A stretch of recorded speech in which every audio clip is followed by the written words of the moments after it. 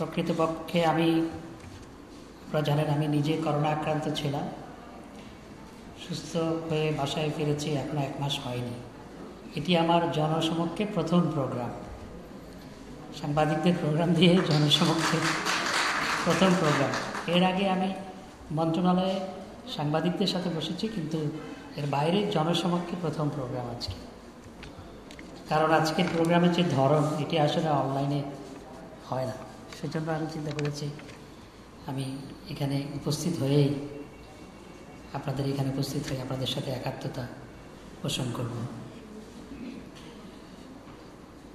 সাংবাদিকরা এই করোনাকালে যেভাবে কাজ করেছে এটি সত্যি প্রশংসনীয়। একটু আগে একজন বক্তা, সম্ভবত জাতীয় জাদুঘরের মহাপরিচালক বলছিলেন, বা কেউ একজন বলছিলেন যে যখন দেশে সব কিছু বন্ধ করে দেওয়া হলো, তখন পুলিশের গাড়ি, ডাক্তারের গাড়ি, স্বাস্থ্যকর্মীদের গাড়ি, সাংবাদিকদের গাড়ি, এই কটাই রাস্তায় চলেছে মূলত।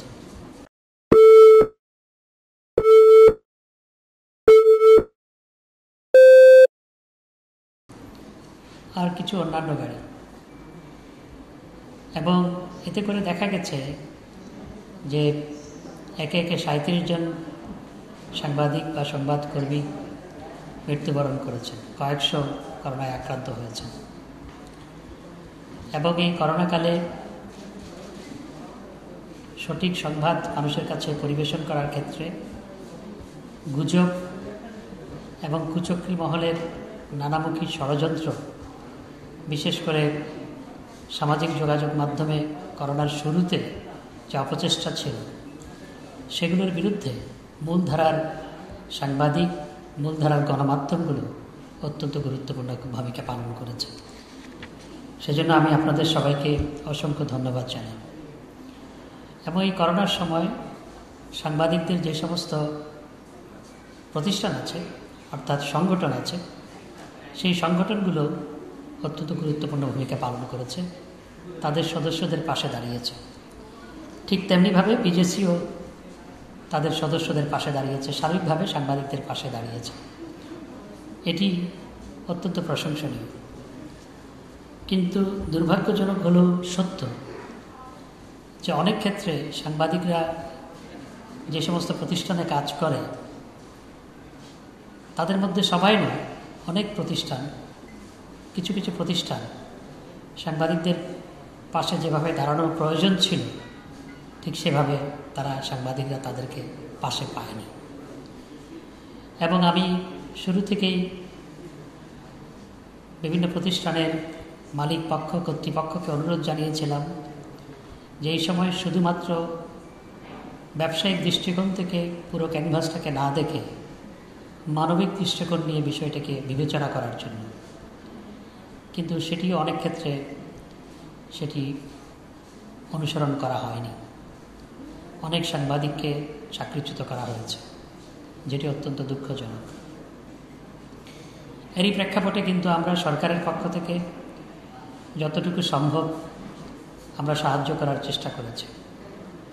সাংবাদিক কল্যাণ ট্রাস্টের মাধ্যমে চাকরিচ্যুত সাংবাদিক, দীর্ঘদিন ধরে যারা বেতন পাচ্ছে না, সেই সাংবাদিক, তাদেরকে আমরা এককালীন সহায়তা দিয়েছি, সেটি এখনও অব্যাহত আছে। তাই আমি বিজেসিকে অনুরোধ জানাবো, যারা এই সহায়তা নিতে ইচ্ছুক বা নেওয়ার জন্য যোগ্য, তাদের তালিকা যদি আমাদেরকে দেন, আমরা সহায়তা ইনশাল্লাহ করতে পারব। এটি আপনারা জেনে খুশি হবেন, ভারতে, পাকিস্তানে, নেপালে বা শ্রীলঙ্কায় এখানে কোনো জায়গায় সাংবাদিকদের এই সময়ে করোনাকালে এই ধরনের সহায়তা করা হয়নি। ভারত, পাকিস্তানে কোনো সাংবাদিক মৃত্যুবরণ করলে করোনার কারণে, তাহলে তার পরিবারকে সহায়তা করা হচ্ছে, কিন্তু চাকরিচ্যুত হলে, বেতন না পেলে সহায়তা করা, সেটি করা হয়নি, যেটি বাংলাদেশের মাননীয় প্রধানমন্ত্রী যেটি করেছেন। এটি খুব বেশি না হলেও এটি কিন্তু অনেক কাজে লাগে। তা আমরা সেই চেষ্টা করে যাচ্ছি। তো আপনাদেরকেও আমি ধন্যবাদ জানাই, আপনারা সাংবাদিকদের পাশে দাঁড়িয়েছেন। আমি প্রেজেন্টেশনটা দেখলাম, আপনারা আমার সাথেও বহুবার বৈঠক করেছেন, কথা বলেছেন কিভাবে সহায়তা করা যায়, এবং বিভিন্ন প্রতিষ্ঠানও এই ক্ষেত্রে এগিয়ে এসছে, তাদেরকে আমি ধন্যবাদ জানাই। করোনা কিন্তু এখনও শেষ হয়ে যায়নি। করোনা আরও বেশ কয়েক মাস থাকবে। আপনারা দেখতে পাচ্ছেন বাংলাদেশে করোনার প্রকোপ বৃদ্ধি পাচ্ছে, মৃত্যুর হারও বৃদ্ধি পেয়েছে, মৃত্যুর সংখ্যা বৃদ্ধি পেয়েছে। ইউরোপ এবং আমেরিকার অবস্থা আবার ভয়াবহতার দিকে যাচ্ছে এবং ভ্যাকসিন হয়তো 2-1 মাসের মধ্যে আসবে। আসার পর আসলে কতটুকু এটাকে আমরা কন্ট্রোল করতে পারবো সেটি এখনও একটি বড় প্রশ্ন। আমাদের সরকার মাননীয় প্রধানমন্ত্রীও ভ্যাকসিনের জন্য আগাম সেখানে অর্থ রেখেছেন এবং আমাদের দেশেও প্রথম দিকেই যাতে আমরা ভ্যাকসিনটি পাই সেই জন্য মাননীয় প্রধানমন্ত্রী ইতিমধ্যেই সমস্ত ব্যবস্থা গ্রহণ করেছেন এবং সর্বসাধারণ যাতে পায় সেটিরও ব্যবস্থা গ্রহণ করা হচ্ছে। সেজন্য আমি বলছি এই করোনা কিন্তু আরও কয়েক মাস থাকবে।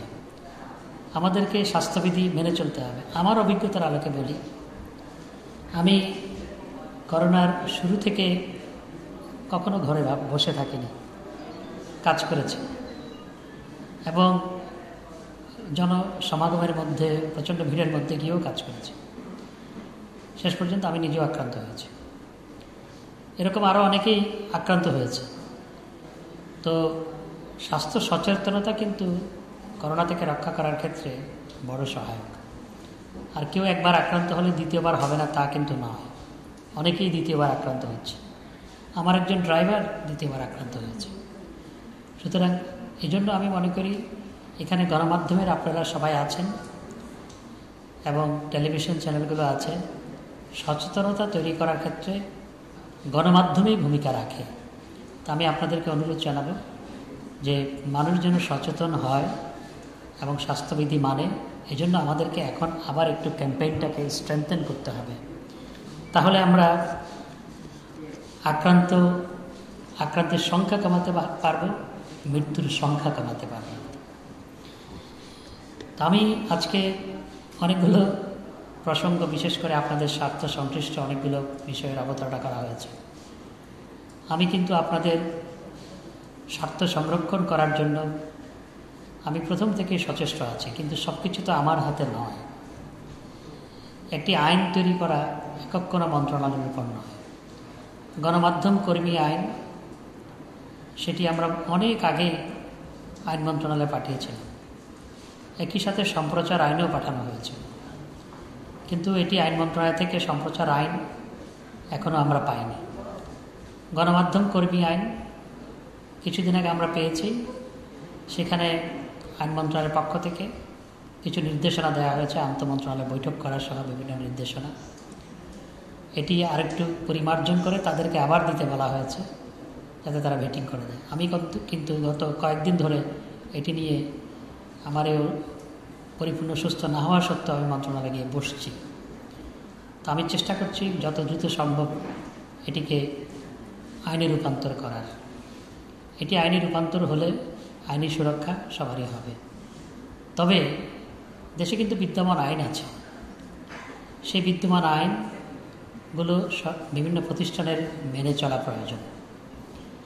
আমরা নিশ্চয়ই, আমি শুরু থেকেই যখনই কোনো প্রতিষ্ঠানের ছাঁটাই করা হয়েছে সেই প্রতিষ্ঠানের কর্মকর্তাদের সাথে কথা বলেছি, নিজে পার্সোনালি কথা বলেছি যাতে সেটি করা না হয়।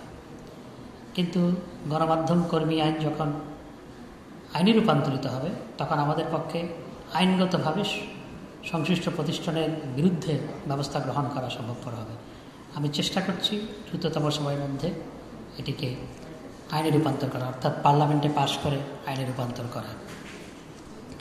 আমি আপনাদেরও সহায়তা চাই। আপনাদের নেতৃবৃন্দকে বলেছি কোথায় কোথায় আটকে আছে সেখানে যাতে আপনাদের পক্ষ থেকেও তাগাদা দেওয়া হয়, তাহলে আমাদের পক্ষে এটি দ্রুত করা সম্ভবপর হবে।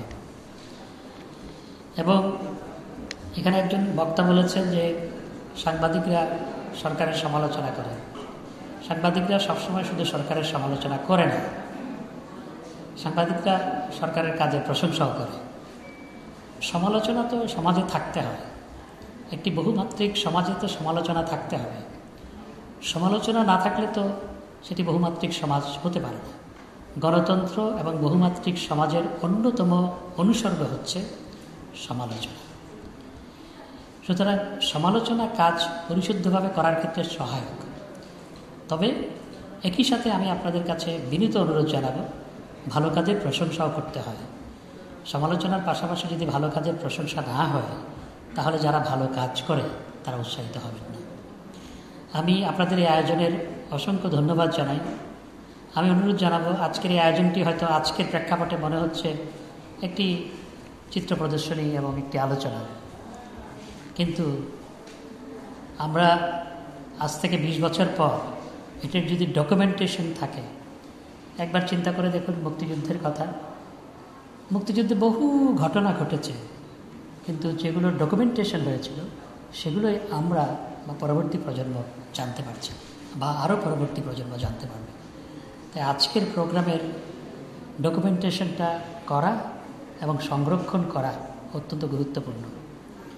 কারণ পৃথিবী কার্যত প্রথম বিশ্বযুদ্ধ আর দ্বিতীয় বিশ্বযুদ্ধের পর এই করোনাকালেই এখন সমস্ত এই দুটি ঘটনার পর সবচেয়ে পর্যুদস্ত অবস্থায় আছে।